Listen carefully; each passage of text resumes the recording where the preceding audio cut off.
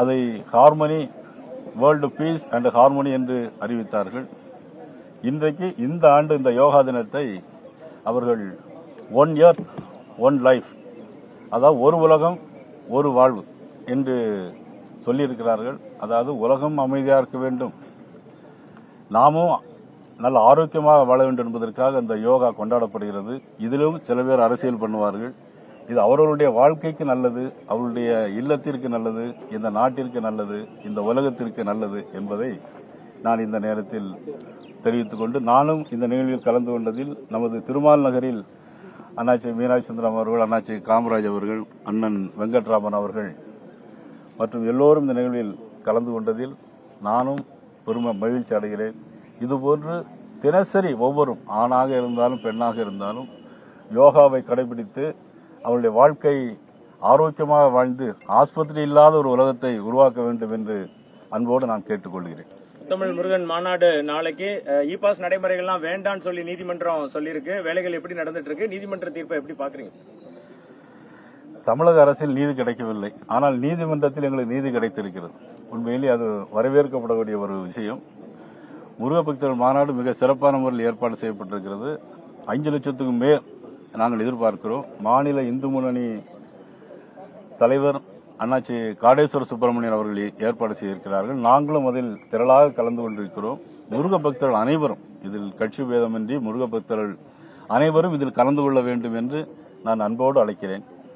விவகாரம் தொடர்ந்து சர்ச்சை நீடிச்சுட்டே இருக்கு. அது இரண்டாவது கட்ட அறிக்கை வெளியிட்டு இருந்தாலும் சர்ச்சைக்கு முற்றுப்புள்ளி வச்சிடலாம். தொடர்ந்து அமர்நாத் பணியிட மாற்றம், இது மாதிரி தொடர்ந்து ஒன்றிய அரசு தொடர்ந்து தமிழக மக்களை வஞ்சிக்குதுன்ற மாதிரி முதலமைச்சர் ஆளும் அமைச்சர்கள். மத்திய அரசு யாரையுமே வஞ்சிக்கவில்லை. மத்திய அரசு கொடுக்கிற திட்டங்களை தான் மாநில அரசு ஸ்டிக்கர் ஒட்டி பண்ணிட்டு இருக்காங்க. அது ஆயுஷ்மான் பாரத் திட்டமா இருந்தாலும் சரி, அது பிறகு என்ன பண்ணலாம்னா இவங்க அதை ஸ்டிக்கர் ஒட்டி நடத்திட்டு இருக்காங்க. எல்லாருக்கும் வீடு கொடுக்கறாங்க. மத்திய அரசு கொடுக்கிற பணத்தை மாநில அரசு கொடுக்கறாங்க. இவங்க வெறும் ஸ்டிக்கரை ஒட்டிட்டு தமிழை வச்சே பிழைச்சிட்டு இருக்கிறாங்க. தமிழை தவிர இவங்களுக்கு வேற எதுவுமே தெரியாது. தமிழ் உலகத்திலே சிறந்த மொழி. கல் தோன்றி மண் தோன்றா காலத்திற்கு முன் தோன்றிய மூத்த குடி மூத்த தமிழ். தமிழ் என்பது நாம எல்லாருக்கும் தெரியும். ஆனா இதை வச்சு இன்னும் வியாபாரம் பண்ணிட்டே இருக்கிற ஒரு சூழ்நிலை தான் இருக்கு. இப்போ கூட சுகாதாரத்துறையில மத்திய அரசு கொடுக்கிற பணத்துல அவங்க இன்னொரு 20-30 பேர் இன்னும் நிரந்தரம் செய்யாமல் இருக்கிறாங்க. இவங்களுக்கு வேற வேலையே இல்லை. 5 வருஷம் முடிய போகுது. 2500 முகாமிலிருந்து 12 லட்சம் மனுக்கள் வந்தது, எல்லாம் தீர்வு கொண்டோன்னு சொல்றாங்க. இன்னும் இந்த பார்க் எப்படி இருக்கு பாத்தீங்களா? மாநகராட்சியில மத்திய அரசு கொடுத்தது திருநெல்வேலி மாநகராட்சிக்கு 900 கோடி ரூபாய் கொடுத்திருக்காங்க. இந்த பார்க் எப்படி இருக்கு பாத்தீங்களா? இதுதான் மத்திய அரசு. வெறும் கீழடியை வச்சே பேசிட்டு இருக்காங்க. மத்திய அரசு தான் இன்னைக்கு எல்லா இடத்துலயும் சரி. திருக்குறள் 63 மொழிகளில் நீங்க மொழிபெயர்த்திருக்காங்க. ஐநா சபைக்கு போனாலும் சரி, அயோத்திக்கு போனாலும் சரி, பிரதமர் மோடி அவர்கள் தமிழை பற்றியே பேசிட்டு இருக்காங்க. தமிழ் கலாச்சாரம், பண்பாடு, வாழ்வுரிமை, தமிழை பற்றியே பேசிட்டு எல்லா இடங்களும், தமிழ்நாட்டுக்கு வராத தமிழ்நாடு அண்டை மாநிலங்களுக்கு போனாலும் அதை பற்றியே பேசிட்டு இருக்கக்கூடிய ஒரே தலைவர், தமிழுக்கு வாழக்கூடிய ஒரே தலைவர் நரேந்திர மோடி அவர்கள். நம்முடைய முதலமைச்சர் இதை வச்சு பாவம் ஒண்ணுமே தெரியல அவங்களுக்கு. அதிமுகவுக்கு போலான்னு நினைக்கிறதுல தப்பு இல்ல, ஆனா அங்க பாஜக இருக்குன்னு விடுதலை சிறுத்தைகள் தலைவர் திருமா சொல்றாரு. இருக்கட்டும், திமுக கூட்டணியில எதுவும் புகைச்சல் போயிட்டு இருக்கா சார்? புகைச்சல் இல்லாம எப்படி இருக்கும்? மதிப்புக்குரிய நண்பர் அவர்கள் என்ன திருமாவளவன் சொல்லியிருக்கிறாங்க. அவங்க என்ன சொல்லியிருக்கிறாங்க? எங்களுக்கு கூட்டணியில சீட்டை பத்தி கவலை இல்லை, கூட்டணியில் தொடருவோம் அப்படின்னா அதுல ஏதோ இருக்குன்னு தான் அர்த்தம். அப்போ இப்ப 5 சீட்டு வாங்கியிருக்காங்க, அடுத்த 2 சீட்டு வாங்கிட்டு தொடருவாங்களாம்? 5 சீட்டு வாங்கியிருக்காங்க, 2 கூட்டணியில் தொடருவோம்னு சொல்லியிருக்காங்க, 2 சீட்டு வாங்கிட்டு தொடருவாங்களா? இந்த கேள்வியை நீங்க அவங்கள்ட்ட கேட்கணும். 2 சீட்டு வாங்கிட்டு தொடர யாருமே இப்ப லைவ் ஓடிட்டு இருக்கு. யாருமே எங்கள்கிட்ட தான் கேள்வி கேட்டுட்டே இருக்காங்களா தவிர கேள்வி கேட்க சொல்லியிருக்காங்க நினைக்கிறேன். உங்களுக்கு எல்லாத்தையும்